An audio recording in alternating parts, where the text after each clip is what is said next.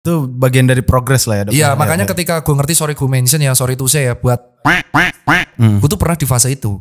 Gue memanfaatkan sebuah isu tapi gue mengambil sisi point of view berbeda sehingga engagement langsung ke gue semua.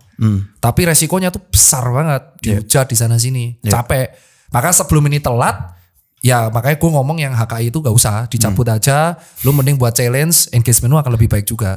Karena beban yang lu tanggung tuh bukan buat doang. Itu bisa buat keluarga lu, bisa circle lu, PT lu, orang yang kerja di situ bisa dihujat semua.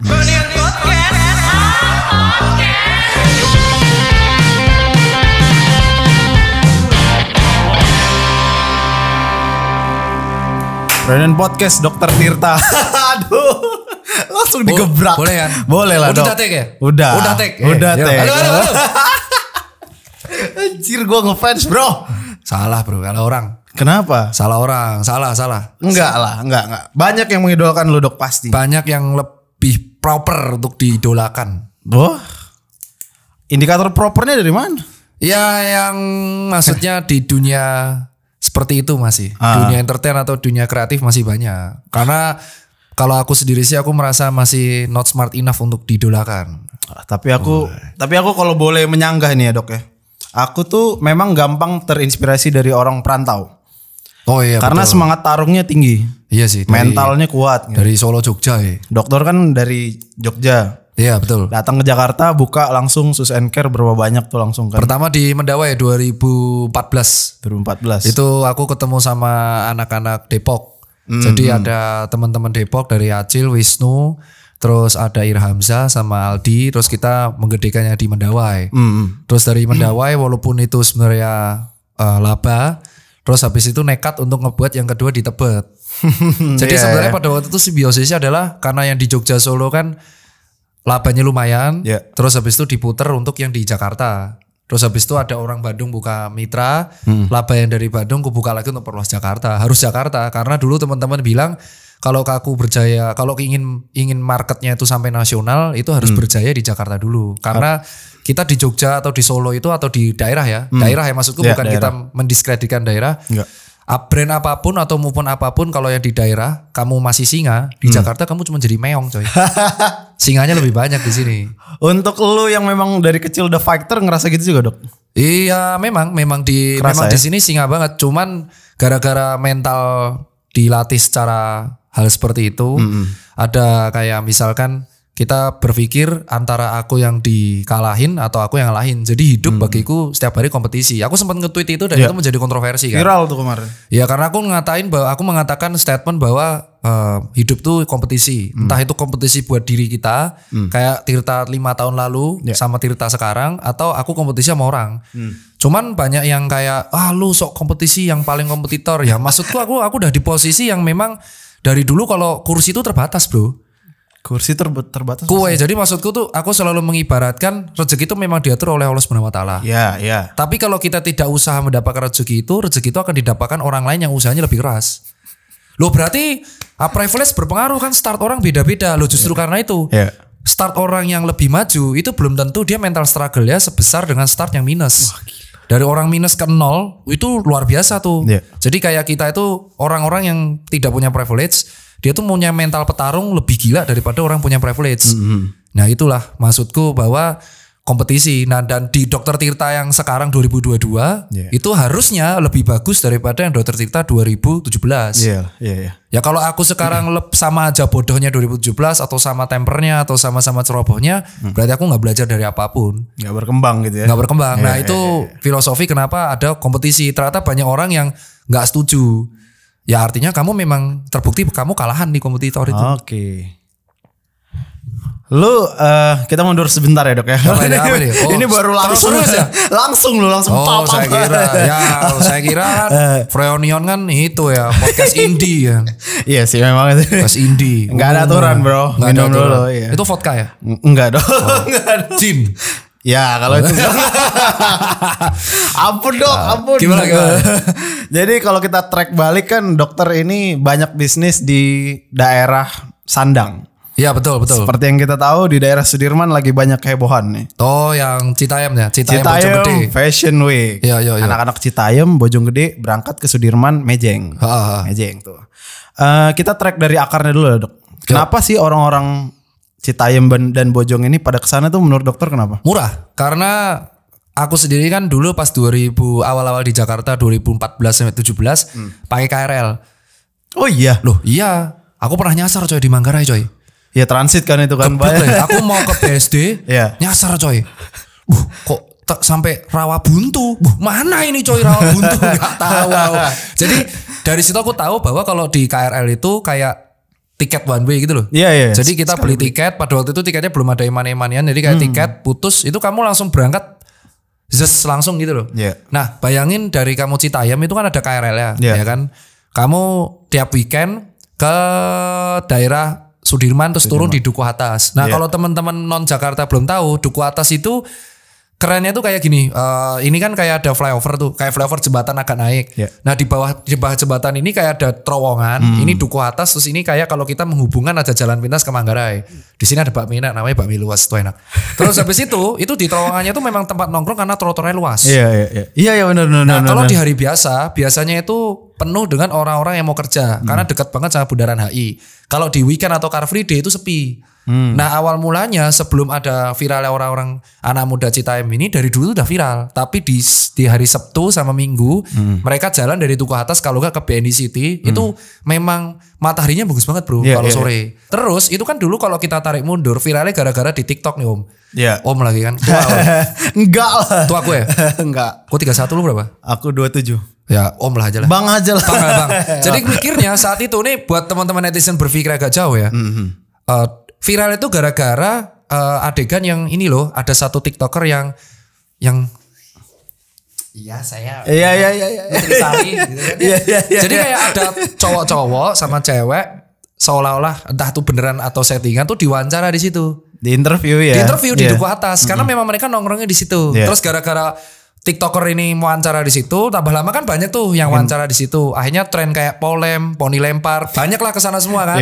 Memunculkan satu sosok namanya Bonge. Karena memang rambutnya tuh panjang banget bro. Bonge itu padahal singkatan. Apa tuh? Bocah sange kan. Loh beneran Bonge itu singkatan. Baru denger gue. Kalau kurma tuh kurus manis.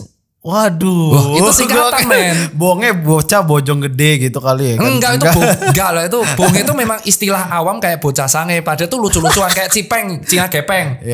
Walaupun gua udah berusaha untuk bulky tetap julukan itu akan menempel. Nah dari itulah orang mulai ngumpul, kreator mulai ngumpul.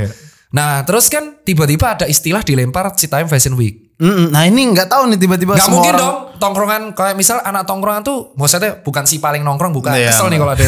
Tapi maksudnya gini, lu pernah gak sih nongkrong di angkringan terus lu menambahkan lu nongkrong misalkan di angkringan 70 gitu misalkan tidak indikasi sama SMA 70 ya tapi gua anak 70 tongkrongan 70 nggak mungkin pasti namanya bukan itu. Selalu aja mereka mah nggak nama-namain kayak gitu. Nggak mungkin dinamain. Berarti ada orang lain namain.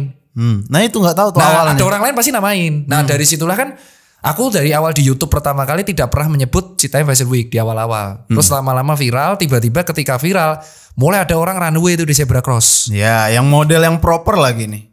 Yang pertama bukan namanya Ale kan, dia anak thrift katanya. Ketika diwawancara, bukan Ale Geor ya, yang namanya Ale ini ketika diwawancara dia mengatakan bahwa dia pegawai swasta, memang hobi konten di 2019. Dari situlah mulailah seleb-seleb TikTok yang lain mulai runway di situ, seleb-seleb fashion. Nah inilah udah gak jadi organik. Udah gak jadi organik berarti ada agenda digital marketing yang mau disusupin di situ. Itu kan yang berarti gak organik. Tongkrongan ketika dimasukin digital marketing itu udah gak asik karena gak akan organik. Tongkrongan yang aslinya di situ minggirlah mereka. Iyalah. Gak asik dong. The rich udah join. Orang-orang kayanya udah join tuh. Padahal mereka ini tuh sebenarnya sudah punya panggung masing-masing. Gue yakin nih orang-orang fashion blogger nih ya duitnya banyak bro. Soalnya rata-rata mereka kesana tuh bawa videografer, bawa fotografer, bawa apa kayak. Padahal orang-orang Citayam Bojonggede itu kesana cuma modal paling gocap. Dan tujuan mereka kesana tuh gak jauh-jauh dari cari cewek atau cari cowok. Makanya bajunya aneh-aneh. Sesimpel itu. Jadi sesimpel ini ya. Gua ke tongkrongan pakai baju aneh-aneh biar gua tuh paling beda. Sehingga gua bisa dapat cewek atau dapat cowok. Udah di notice gitu doang. Itu sesimpel itu tuh. Terus dimasukin lah ada yang bilang ini akan menjadi acara fashion show. Ini akan menjadi Harajuku udah mulai gak asik ya. Udah mulai gak asik aja gitu. Nah Jadi harus terus ditambah ada beberapa orang artis atau sosok terkenal yang harusnya tuh ngebimbing mereka talent scouting. Jadi kayak wah ini keren nih bisa jalan. Kayak gue ngerti nih wah harusnya orang ini kayak si A bisa menjadi sosok entertainer lucu. Itu harusnya ditarik di situ dilatih. Iya dibina harusnya ditempa. Bukan elu yang kesana terus steal the show. Ini kan yang menjadi sebuah kayak kalau bagi gue sendiri ditanya, "Dok, lu kenapa nggak mau di nongol di Citayam? Lu kan anaknya fashion banget." Ya karena panggung gue nggak di situ. Ini maksudnya coba dielaborate, Dok. Maksudnya kenapa panggung lu nggak di situ? Kan lu bisa aja datang ke sana, pasti viral. Tim gue di sana tapi talent scouting. Gue memilih model-model yang cocok untuk toko gue. Karena gue pernah merasakan di mana fase gue tuh pengen engagement terus. Gue di fase itu dari 2018 sampai 2020. Jadi kayak kita tuh melakukan apapun supaya kita tuh punya engagement. Oh berarti mau gak mau lu berarti dulu sengaja kontra sepatu, sengaja buat drama atau nyindir sana sini buat engagement. Iya. Loh terus kenapa lu berubah? Karena ternyata banyak brand-brand yang gede itu gak suka cara kayak gitu. Dan akhirnya gue malah mendapatkan banyak musuh daripada teman. Walaupun aslinya teman-teman gue terdekat kayak Tirta aslinya kayak gitu. Nah dari situ gue langsung ngerti orang-orang yang di dalam ini sebenarnya gue kayak melihat diri gue yang dulu. Terus gue kayak berpikir orang ini pasti nyesel. Karena apa? Lu dapat engagement, tapi lu akan mendapat hujatan dari publik juga. Seimbang. Tapi kan hujatan dari publik itu kan membuat tekanan psikis, kepikiran. Belum nanti kalau ikut campur dari orang akhirnya ngebuat ngehujat Instagram lu sampai lu limit komen. Ya kan? Gitu kepikiran gua. Jadi dari gua sih biarin tongkrongan ini berkembang secara organik. Nanti kita akan ketemu orang-orang hebat dari daerah situ. Secara organik juga. Ya dan gue makanya nggak mau ke sana tuh karena gue sepedaan lewat sana. Kalau beli mie juga lewat sana dan gue nggak mau steal the show aja karena panggung gue nggak di situ. Tapi ngomongin brand lokal, ada nggak brand lokal yang lo tahu income-nya meningkat gara-gara fenomena ini, Dok? Ada Aero Street ya. Aero Street, Patrobas, Bis. Iya Patrobas juga. Semua brand masif loh itu. Lu gak bisa bantah bahwa movementnya anak-anak. Kenapa gue sampai buat YouTube shout out tuh anak-anak ini ya. Karena sales gue naik yang tier 5. Mau di-mention brandnya? Oh jangan. Kesenangan. Gak bayar gue soalnya. Oke. Tapi gue akan bilang yang sepatu. Yang laris-laris tuh kayak sepatu Johnson, Warrior, Kodachi, terus habis itu Ventela.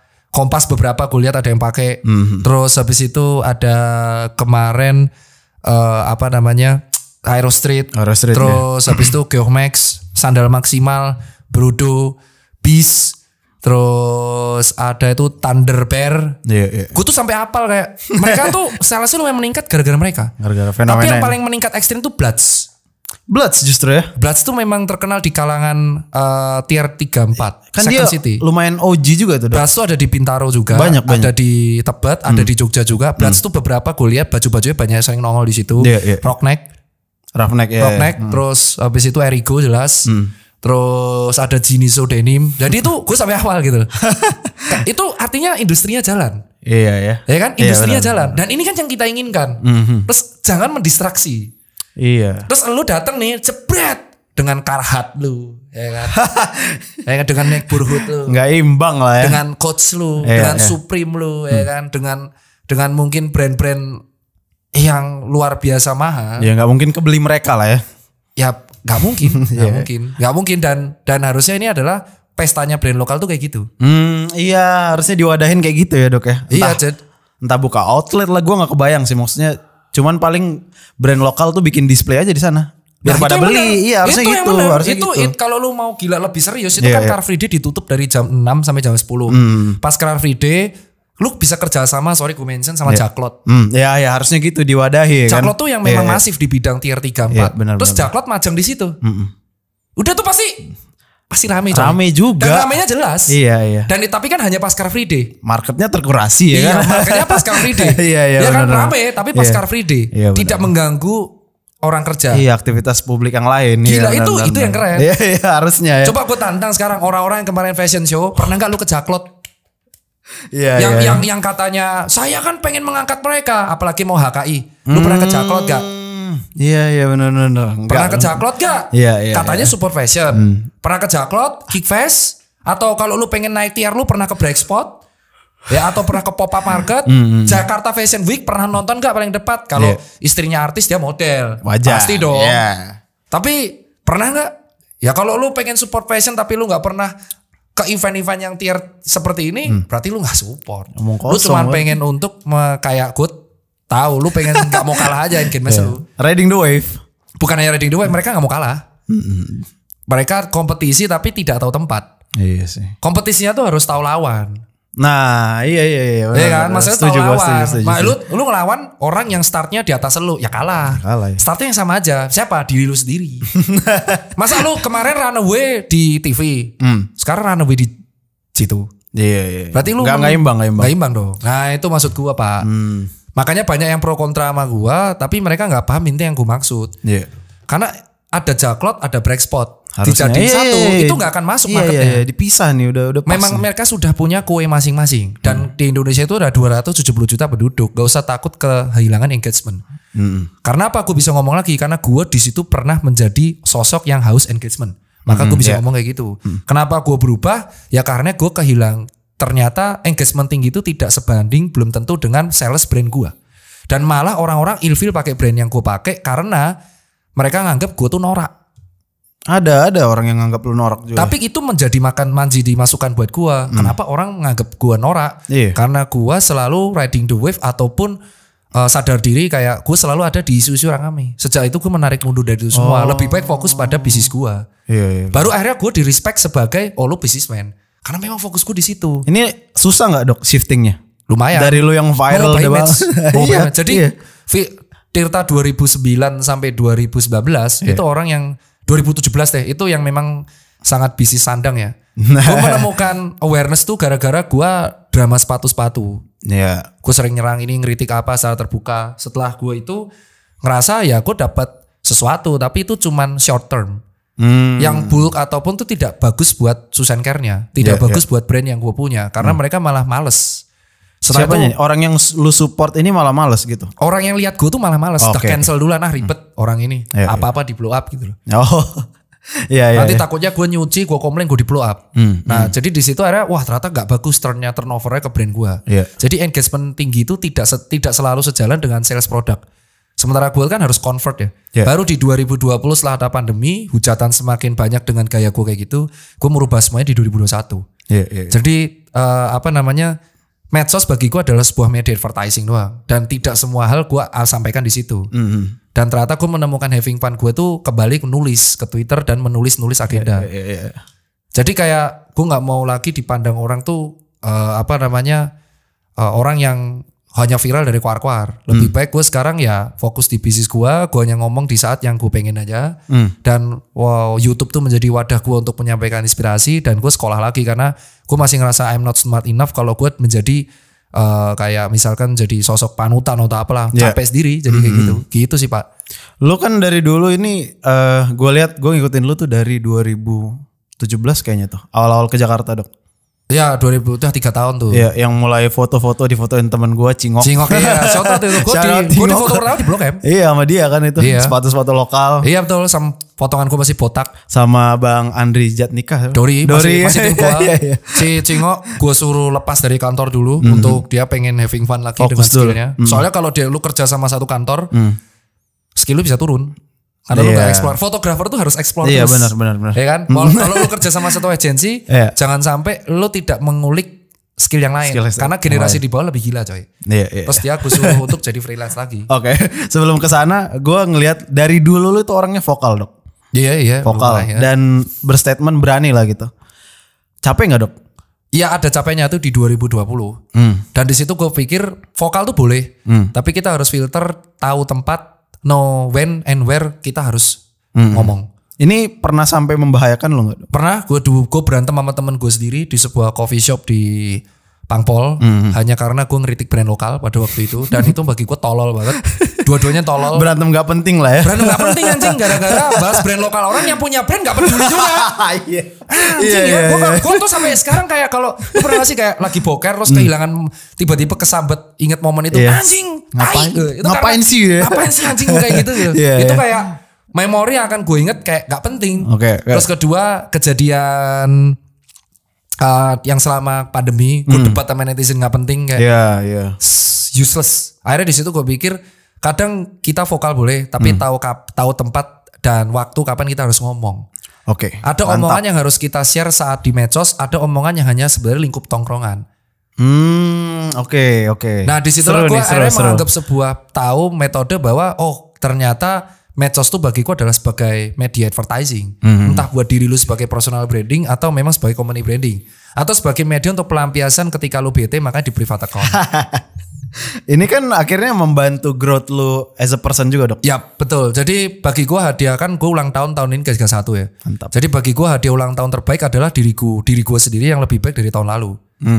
Tapi diri gue yang dulu norak dan vokal itu tanpa diri gue yang Dr. Tirta itu tidak akan ada Dr. Tirta sekarang. Itu bagian dari progress lah ya, Dok. Iya makanya ketika gue ngerti sorry to say ya buat gue tuh pernah di fase itu. Gue memanfaatkan sebuah isu tapi gue mengambil sisi point of view berbeda sehingga engagement langsung ke gue semua. Tapi resikonya tuh besar banget, dihujat di sana sini, capek. Maka sebelum ini telat, ya makanya gue ngomong yang HKI itu gak usah dicabut aja. Lu mending buat challenge, engagement lu akan lebih baik juga.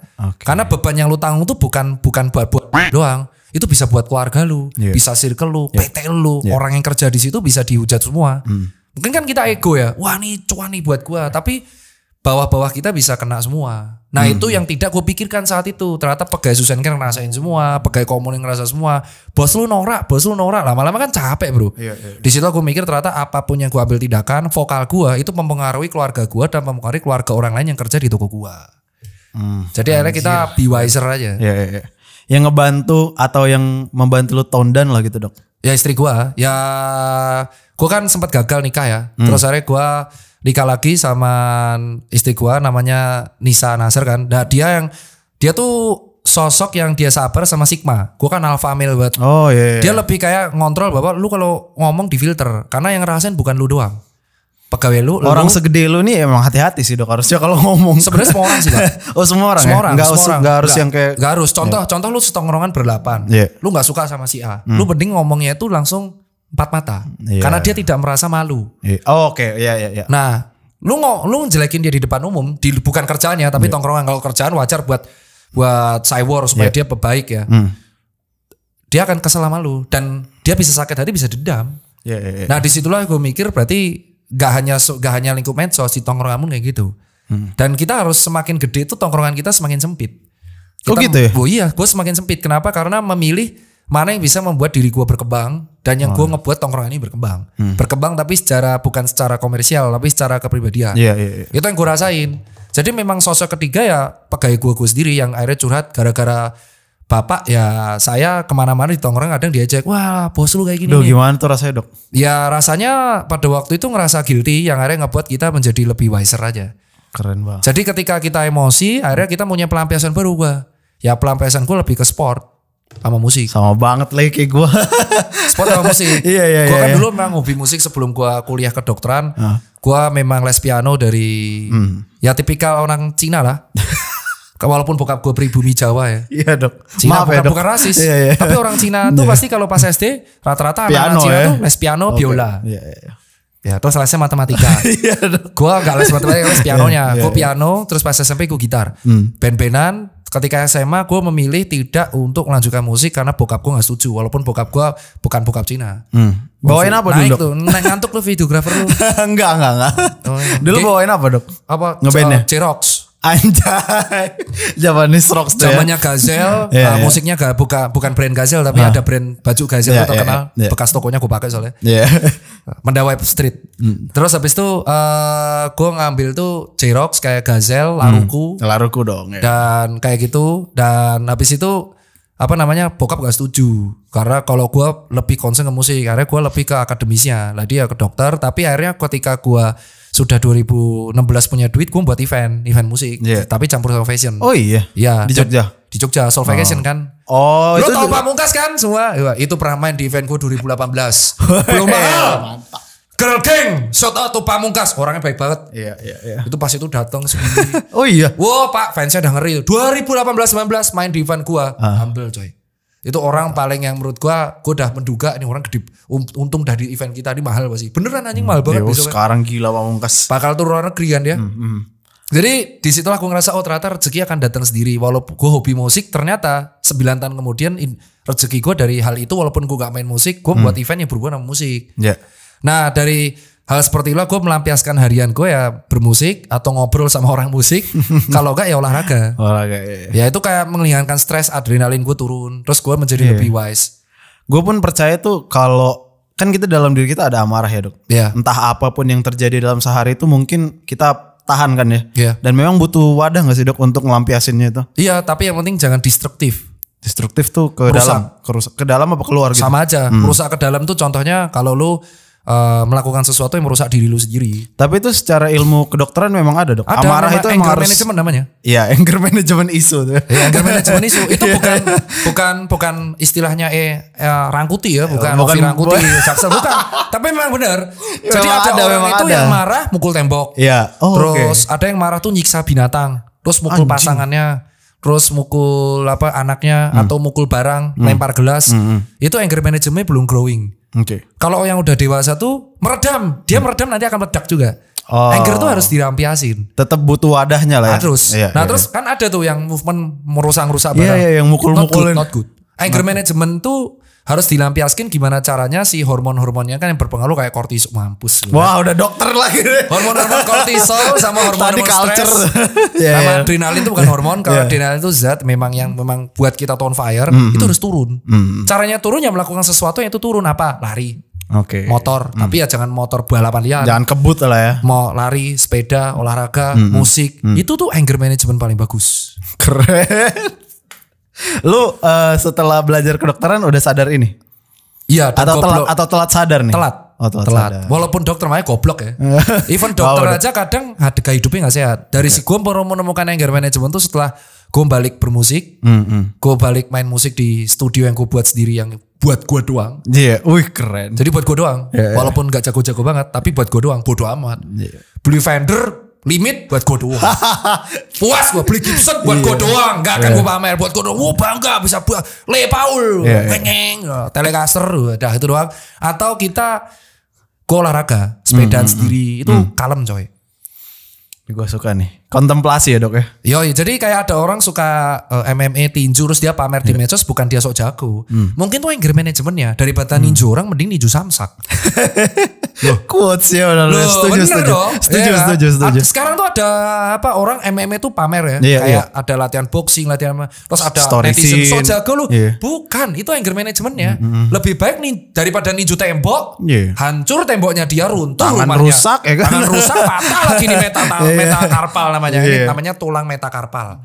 Wah, mampus lu dokter kan. Nah, tapi ada samsak. Ada teman sparring. Aman. Harus sehat lagi. Ya kan? Sampai shout out tuh Erik Sukamti buat gelut Jogja. Wah, lu pikir gelut deh. Lu ngapain pikir orang tuh klite-klite. Anger management. Mereka emosi, dimarahin bapak ibunya, sekolah stres. Anger managementnya baca orang cuk. Parah banget. Jadi mungkin kalau ada orang yang hobinya di medsos tuh hate speech, itu anger management ya. Aduh, kasihan banget. Makanya kadang gue reply, bro, ada yang nyakitin hati lu bro gitu. Gue kadang DM, lu kalau sakit hati sama orang jangan hujat gue. Hujat diri lu sendiri. Ada yang sempat balas gak dok kayak gitu? Iya dok, akhirnya dia curhat ya? Iya, itulah makanya gue gak mau vokal lagi pas pandemi. Karena pas pandemi ada yang akhirnya hujat-hujatan sama gue DM kesel gue. Bukan gue tantang berantem, bro ngopi bro, lu ngopi yuk, lu sebenarnya ada masalah apa sama gue. Akhirnya dia ngomong bahwa gara-gara pandemi dia gak kerja setahun. Stres, gue harus makan pakai apa, next gue makan pakai apa. Dan lu vokal banget dok di pandemi ini bla bla bla bla bla.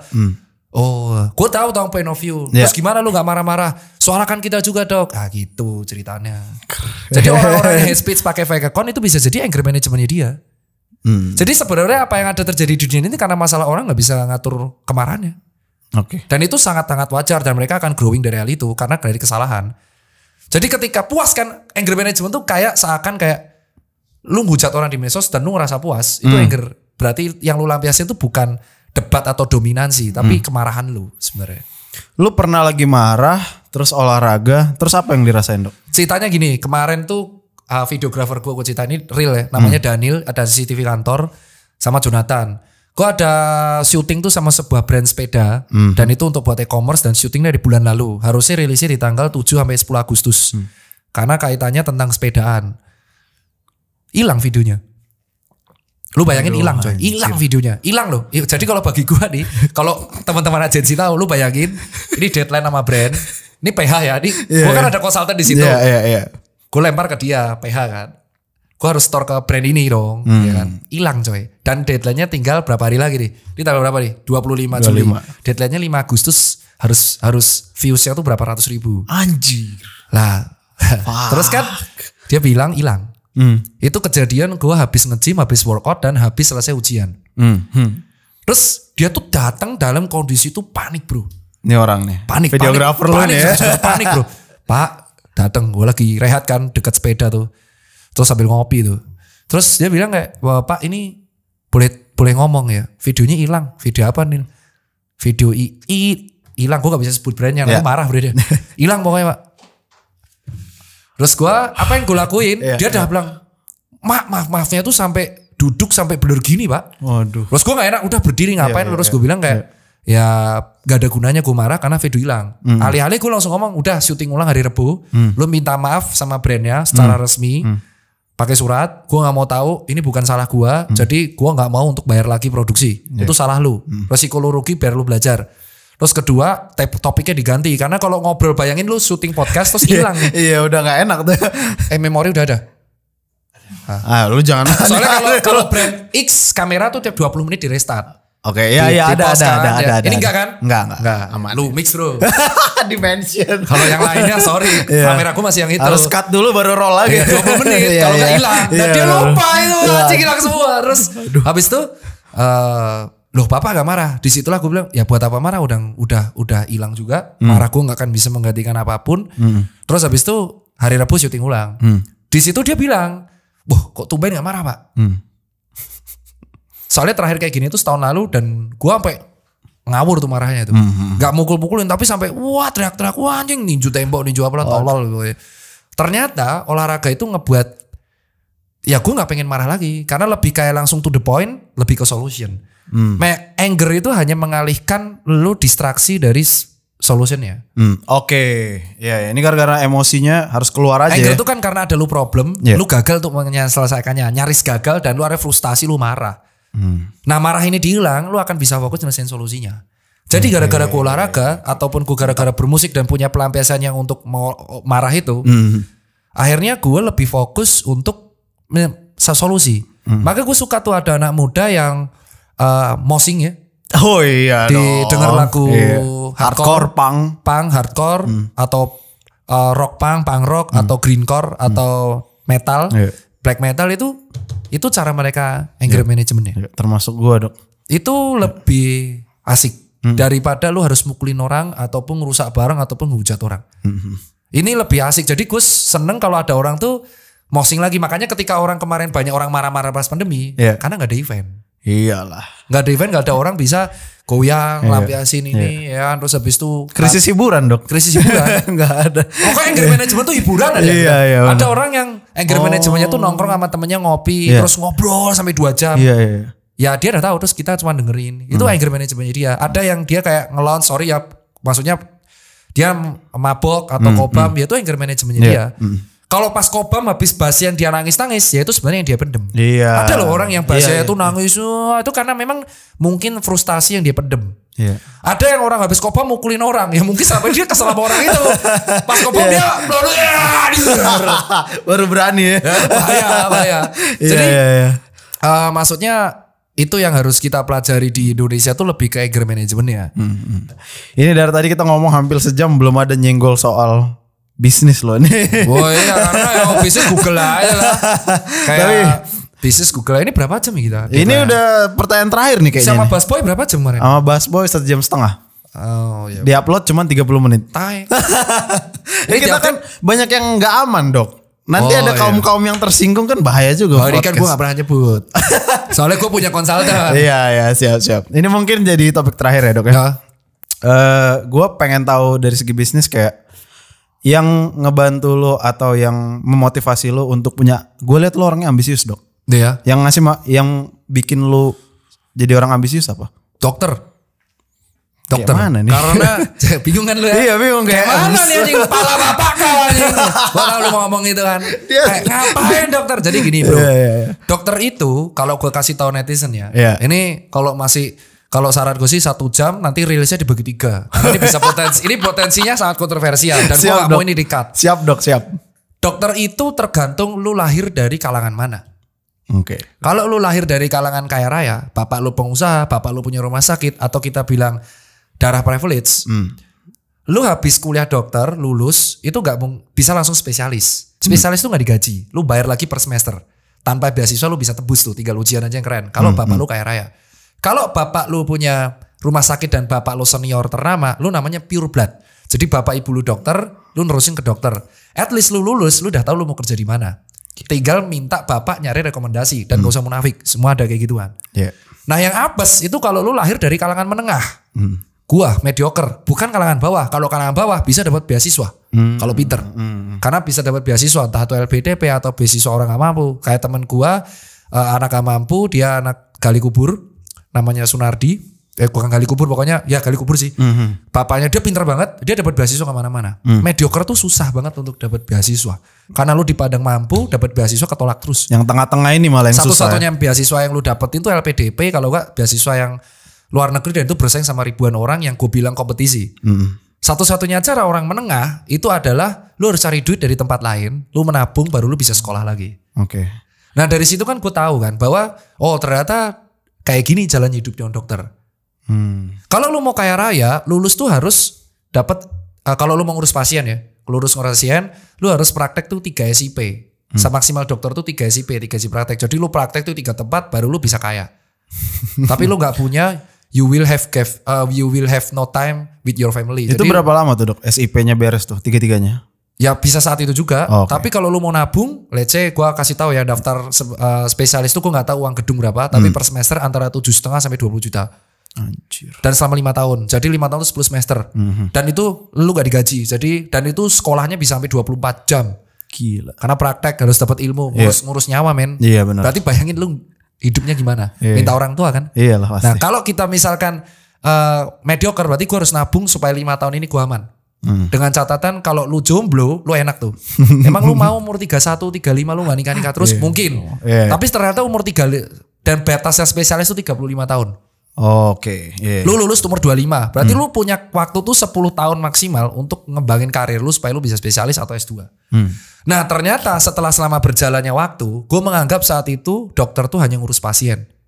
Agak panjang ya. Iya. Karena dokter tuh hanya ngurus pasien. Ternyata dokter itu kerjanya gak hanya itu coy. Tapi apa tuh dok? Ada dokter yang ngurus rumah sakit. Nah, nanti yang ngurus dokter rumah sakit siapa? Yang ngurus rumah sakit siapa? Harus orang yang paham kesehatan.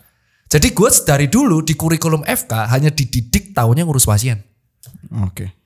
Ya bener, soalnya jurusan BPJS tuh berapa SKS doang. Medico legal yang ngurusi hukum berapa SKS doang. Yang ngurusi penelitian berapa SKS doang. Dikit. Nah habis itu ternyata ada dokter yang ngurusi hukum. Viral filmnya. Padahal dari dulu ada dokter lawyer di Disney Plus. Itu viral. Padahal dari dulu ada dokter lawyer. Tapi gak ada yang mau jadi lawyer. Malah kan berpikir bahwa ngapain sih dokter jadi lawyer. Nah itu penting. Karena kalau ada kejadian-kejadian penting yang berkaitan kesehatan, itu celah lu untuk mewakili hukum. Benar. Ada tuh dokter lawyer. Ada dokter yang bekerja di bidang BPJS, di bidang manajerial. Nentuin kapan yang kena asuransi kesehatan. Dokter di bidang kesehatan masyarakat, dokter bidang edukasi, penelitian. Dokter yang ngurusi bisnis, ada. Bisnis alkes, bisnis kayak telemedicine, bisnis rumah sakit, dia yang ngurusin. Itu kan bisnis, bukan kerja bakti. Masa cleaning service-nya dibayar pakai ucapan terima kasih? Terus habis itu ada dokter yang di bidang patologi klinik, patologi anatomi, lab banyak ternyata. Nah disitulah gue berpikir, waktu gue untuk S2 itu dikit. Jadi gue mati-matian cari duit supaya gue bisa pendidikan, tapi anak gue gak kelaparan. Anjing, respect dok. Nah gue baru S2 mulai kapan? Baru daftar gue umur 31 ini. Di salah satu perguruan tinggi, tapi gue memutuskan tidak ngurus pasien tapi manajerial. Karena cita-cita gue punya rumah sakit. Jadi bayangin gue lulus tuh umur 25, sumpah. 24, gue 7 tahun baru bisa S2. Teman gue ini dapat lulus spesialis. Iya. Gue belum. 4 tahun lagi dok gitu. Ya terus pas gue interview S2, itu gue paling tua. Rata-rata usia berapa? 24. Gokil. 25. Gokil. 24. Gua paling tua. Berarti artinya ini kursi saingan gua itu seperti yang dikatakan sama netizen. Kan start orang beda-beda. Itu lawan gua di S2. Umur 24 sudah bisa S2 di PTN. Berarti dia cuma kerja 1,5 tahun. Dapat duit dari mana? orang tuanya lah. Iya. Privilege kan? Privilege. Gue umur 31 baru S2. Berarti gue gak peduli dan apalah itu bodoh amat, I don't give a fuck about saingan dan apalagi privilege. Karena ternyata apa? Dia 1 tahun kuliah S2. Gue 7 tahun. Ujung-ujungnya ketemunya sama. Walaupun start gue lebih lama. Jadi tapi mental struggle gue lebih tinggi. Iyalah, lebih tebel dok. Lu kurung gue di cage ya, kayak di sarang sama orang-orang yang punya privilege yang belum punya experience. Mungkin mereka akan belajar dari gue. Pasti. Tapi gue akan belajar dari mereka cara ngolah privilege. Bayangin usia 25 bro udah daftar S2. Gue 31 men. Dan gue relate karena bisnis gue di situ. Ini 25 gue tanya, kamu dari mana? Itu pas interview. Saya kerja di bidang finance. Baru berapa tahun? 1 tahun. Gue tanya kan, ditanya sama interviewernya, kenapa dalam bahasa Inggris, kenapa kok lu pengen daftar kuliah ini padahal lu udah kerja dan lu masih setahun. Saya pengen memperkuat pengalaman. Lah pengalaman kan ada di YouTube. Dia ngomong gitu. Dosennya ngituin. Calon dosennya. Gokil. Keren itu dosennya. Iya, keren banget ya. Kok pertanyaannya sepersonal ini gitu kan. Dia jawab doang. Ketika tanya ke gue, kenapa Dokter Tita pengen?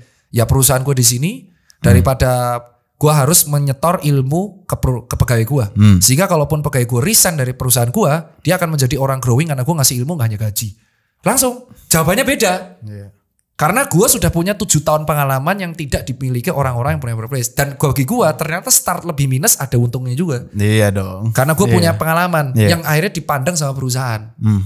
Nah itulah kenapa gue ambisius. Itu gila, jawaban dia gimana dok? Respon dia gimana? Respon dia setelah kan itu gila, wawancara di S2 kalau jurusan manajer itu gila ya. Jadi semua pewawancara tuh 5, wawancaranya cuma 1 orang. Yang diwawancara itu 5. Ya rata-rata akhirnya bingung mau jawab apa, akhirnya mereka baru ngerti. Dan mereka gak akan bisa jawab kayak gue. Kenapa? Karena mereka belum punya pengalaman itu. Endingnya kalaupun insya Allah gue keterima, pasti ujung-ujungnya gue membimbing mereka. Dan mereka dapat ilmu juga. Dan gue gak peduli itu. Walaupun mereka lebih muda terus bilang, gak malu tir kuliah sama orang muda. Ya justru gue tahu, syukur-syukur malah jadi partneran dong. Iya benar. Ya kan, jadi gue tidak pernah anti sama generasi di bawah gue. Bisa aja mereka punya privilege, tapi mereka belajar dan harusnya generasi yang di atas itu merangkul yang lebih muda, terus jadi bisnis yang lebih bagus, jadi scaling up. Nah itu adalah inti kenapa kok kita jangan kontak-kontakin generasi, kontak-kontakin target market tuh boleh. Karena memang terkotak-kotak. Tapi jangan pernah ngotak-ngotakin generasi. Maka gue benci banget ada yang ngotak-ngotakin generasi boomer, Z, milenial, zilenial, Z, bacot. Emang lu pikir kalau bisnis tuh ini Gen Z, ini bener? Kagak. Sekarang gue kuliah, kamu Gen Z. Jangan kamu deket-deket saya Gen X. Apaan sih anjing kayak generasi itu mungkin ada ya. Dosen gue tuh umur 42 tahun, calon dosen. Ya kan, tapi cara ngomongnya aja kayak muda. Terus dia bukan milenial, enggak. Orang usia 55 tahun bisa aja jadi milenial kalau dia rajin baca. Oh, berarti ini mental belajarnya nih ya? Iya, baca. Dan bukan hanya baca e-book. Sekarang lu agensi, gue tanya lu balik. Kalau Froyonion gak belajar terus lewat ngulik ilmu marketing baru atau update-update baru. Dan kegiatannya gini-gini doang, lu kalah sama agensi lain lah. Iya lah pasti. Agensi yang lebih kreatif lah. Bisa aja agensi lain yang mungkin keluar dari perusahaan itu terus buat baru sama generasi di bawah lah. Setiap orang yang malas membaca dan belajar dari ilmu dan malas ngobrol akan kalah bro. Hidup bukan kompetisi. Iya kalau lu punya uang anjing. Kalau lu gak punya uang lu akan berkompetisi terus. Iya kalau dari perspektif kesehatan mental gue setuju itu bukan kompetisi. Tapi dari perspektif survive ya harus kompetisi. Harus struggle. Anjing, lu mah ke Jakarta aja lah. Apalagi perantauan. Lu tahu kenapa ke orang Jakarta sih orang perantauan. Kalau orang perantauan tuh struggle semuanya. Respect dok. Respect. Kalau lu lahir dari orang kaya keren lu. Tapi lu belum pernah tahu rasanya kalau gak ada uang. Gue pernah saldo gue cuma 7.000 rupiah. Anjir. Itu gara-gara gue ketipu anjing. Anjing tagihan belum keluar cair sebab ketipu. Terus gimana dok? Ya akhirnya gue nyuci sepatu di Blok M, dapat duit baru gue buat makan. Gila. Ya tapi ternyata ujungnya pernah ketipu lagi. Jadi keledai gue. Udah ketipu 2 tahun ketipu lagi goblok ya. Tapi gak sampai 7.000 rupiah. Tapi tetap insecure juga. Tolol. Gitu. Oke. Mantap. Ini mungkin yang terakhir kali ya dok ya. Ada lagi. Ini terakhir banget nih terakhir dok. Banget. Apa? Freudian Podcast itu memang temanya gue bikin pengembangan diri, self improvement. Jadi dari lu ini banyak banget dok value-nya gue lihat dari tadi. Cuman mungkin terakhir satu lah mungkin yang paling essentials buat mereka yang muda yang have no clue mau ngapain. Apa? Lu mau ngomong apa kemarin? Banyak ngobrol. Itu ya. Iya, sumpah banyak ngobrol. Nggak harus baca, nggak harus sekolah di mana. Karena ilmu itu kan gue bilang banyak belajar. Salahnya Indonesia adalah belajar tuh identik dengan buku.